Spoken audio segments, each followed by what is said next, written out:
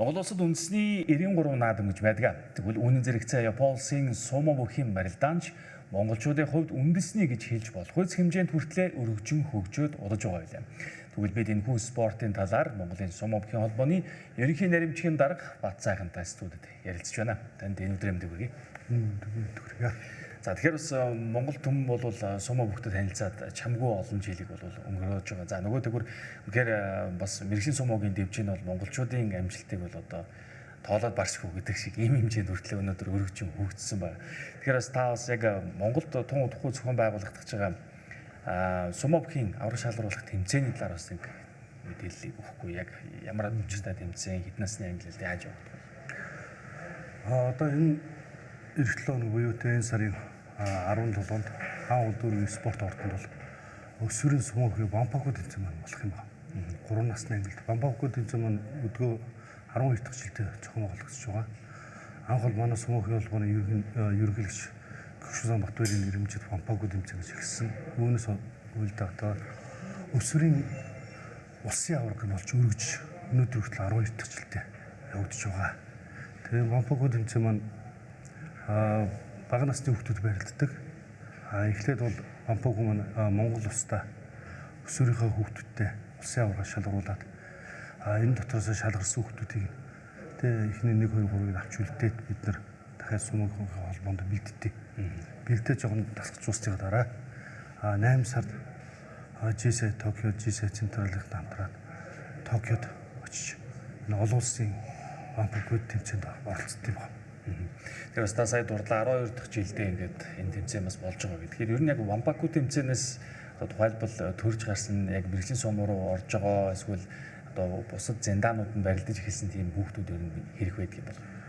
Ер нь бол ганц бамбаку гэхгүйгээр өсвөрийн сумогоор барилж ирсэн зөндөө хүүхдүүд л байна л да.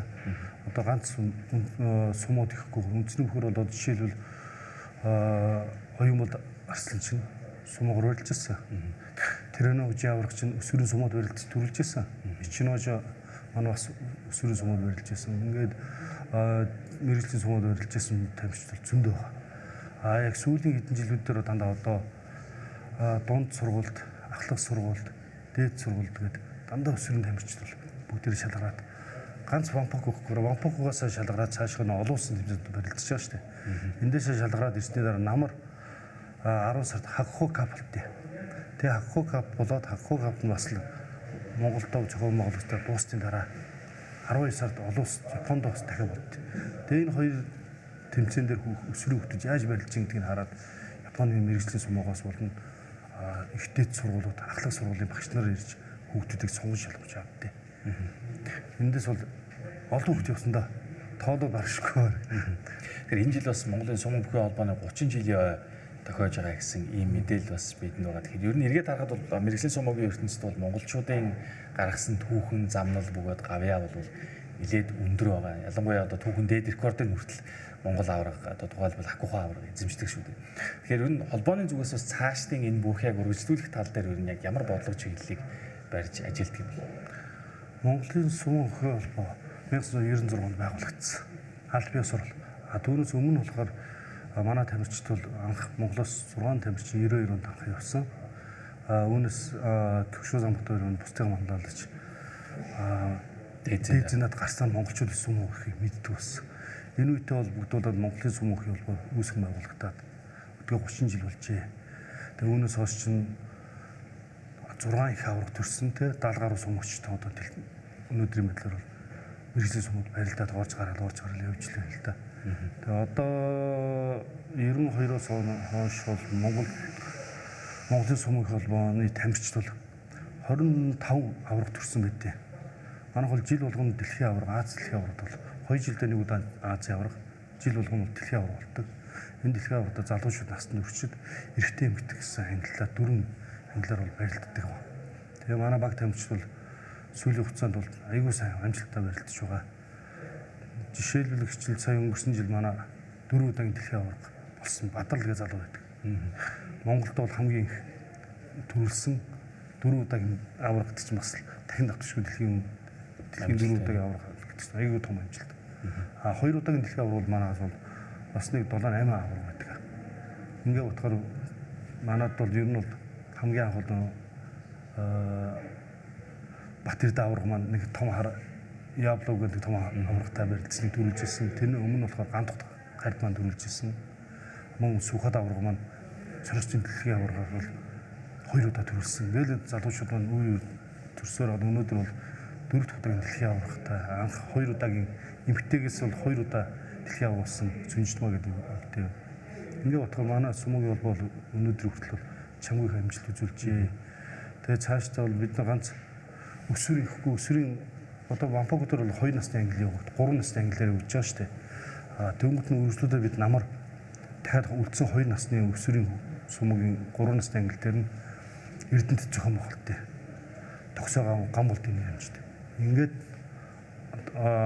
бид нар ч дахиад одоо залуучууд насны хүрээтэй улсын авраг зохион байгуулах гэж байгаа. Одоо энэ 5 сарын 24-нд Алдар спортын ордон дээр бид нар залуучууд насны хүрээтэй эрэгтэй эмэгтэйг ангилаар болдог.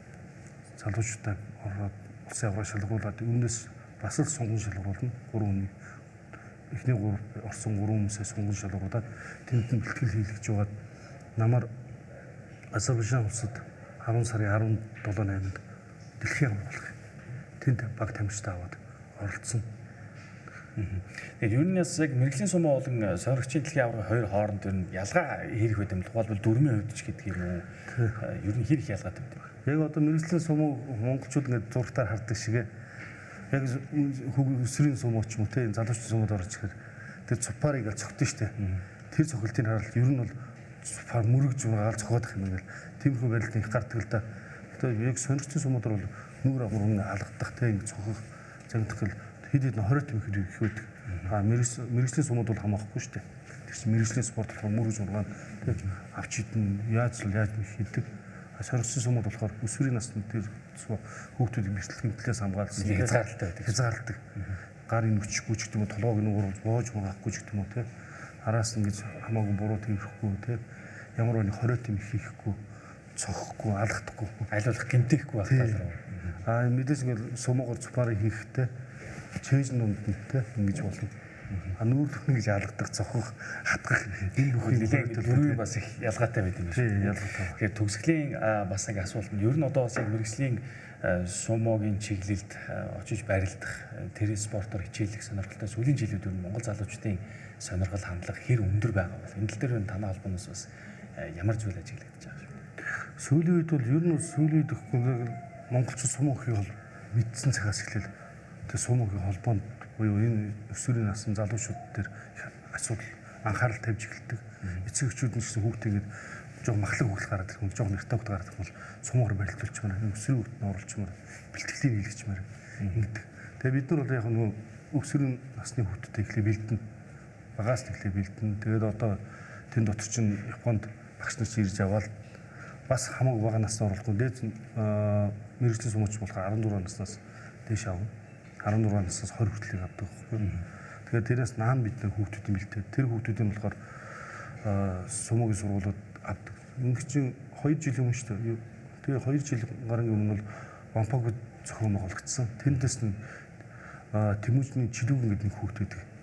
Тэр хүүхд бол барилдаад тэгээ 2 жил гарна барилдаад тэр чинь 10 настай 11-тэй барилдсан. Анх удаа сумуугаар барилдаж байгаа. Цаг цуглдаг бүүдэн мэр хүүхдээс нь аав дагуулж ирээд барилдуулсан. Тэр үед анхны удаа юмч барилж мэдгүй зүгээр барилдаад үзэл. Тэгээ азар нэг хотын аврагны шалгараад дараагийнхаа улсын авраг шалгаж орсон. Тэгээ улсын аврагаас мөнгөн медаль аваад тэгээд тэнцэнээсээ шалгараад Японд очиж барилдаад ганцаараа медаль авчихсан. Намар нь ирээд Хахо кап дээр төрүүлээл дахиад Японд очиж төрүүлсэн.